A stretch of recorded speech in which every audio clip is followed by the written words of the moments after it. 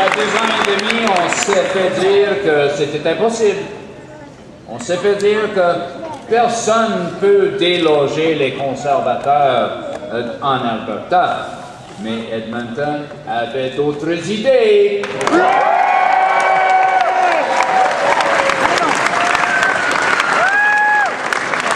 a lot of proving people wrong. By doing the right thing. Kind of makes a good day out of a kickoff to a campaign.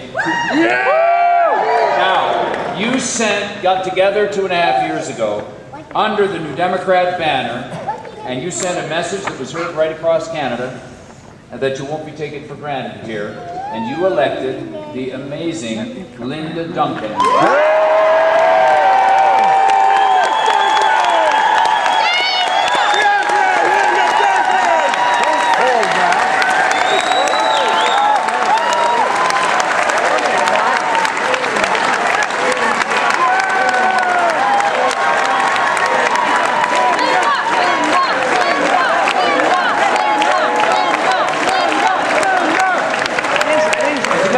This new building with these concrete floors. I remember the first rally I came to for Linda. It was in a community center with wooden floors. We practically all fell through the floor.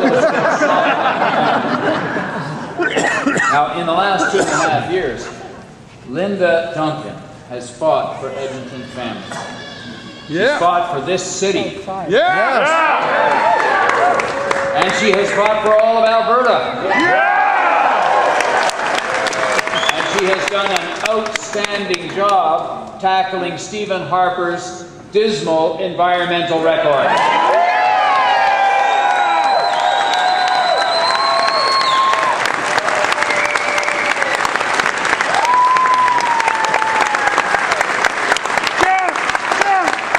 Her environmental Bill of Rights ought to become the law of the land in this Canada.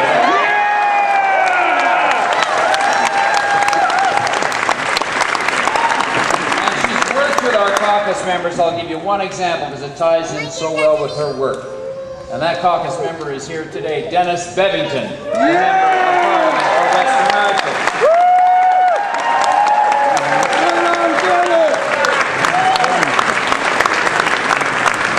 Come together and kick every Conservative MP out of Edmonton.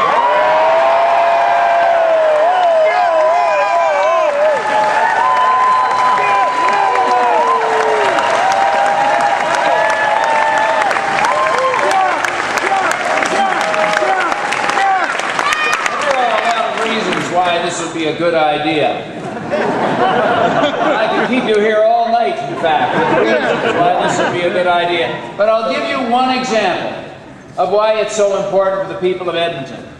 When the people of Edmonton were coming together around an idea to bring the world to Edmonton with an expo bid and bring in investments into this city and display some of the latest thinking, not only would not one of those Conservative MPs lift a finger or raise a word. In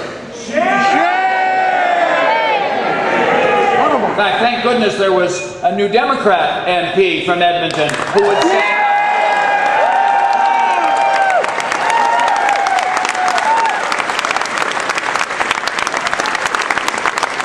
but at the last minute a letter was sent by the Conservative government to the bid committee after all that work had gone in, saying that the federal Conservatives and the federal government were not going to support the bid at all. I tell you, folks, we've got the team to replace all of those Conservative MPs.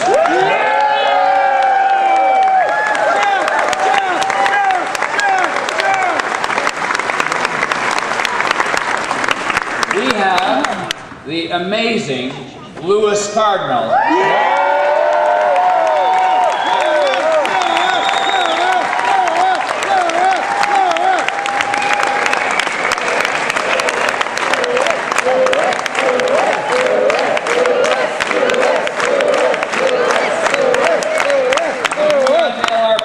For small business support, you're going to know that Louis had a hand in making sure that that was top of mind on the agenda, because he is a small business owner, an educator, he's a leader in the First Nations community. He brings people together. Yeah!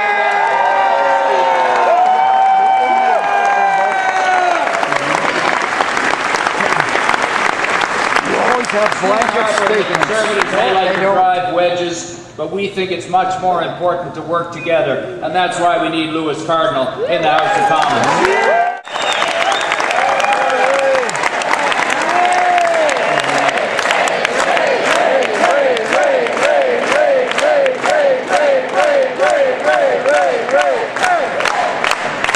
You have elected him to represent you 4 times in the legislature. He is known and trusted throughout the province and especially here in Edmonton. In fact, I would go so far to say that Ray Martin is loved here in Edmonton.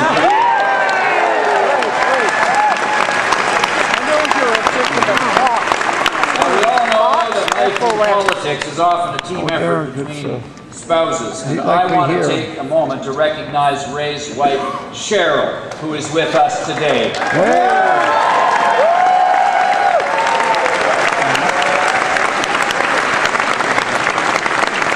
Even as Cheryl is undergoing treatment for cancer, she's giving her all to support Ray's campaign. My friends, Ottawa is broken, and it's time for us to fix it.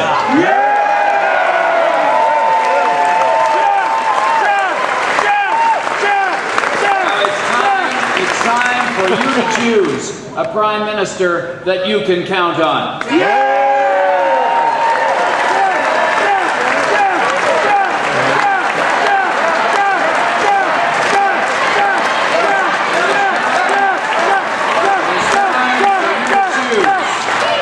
Time for you to choose a Prime Minister who will help your family get ahead. Who put the political games aside. Well, friends, I'm running to be that Prime Minister. I'll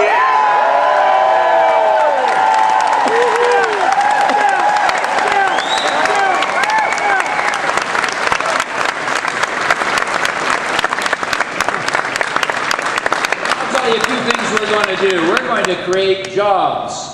And we're going to create jobs by targeting incentives to those companies that actually create jobs right here in Canada, instead of giving tax breaks to companies who then shut the plant down and take the jobs overseas.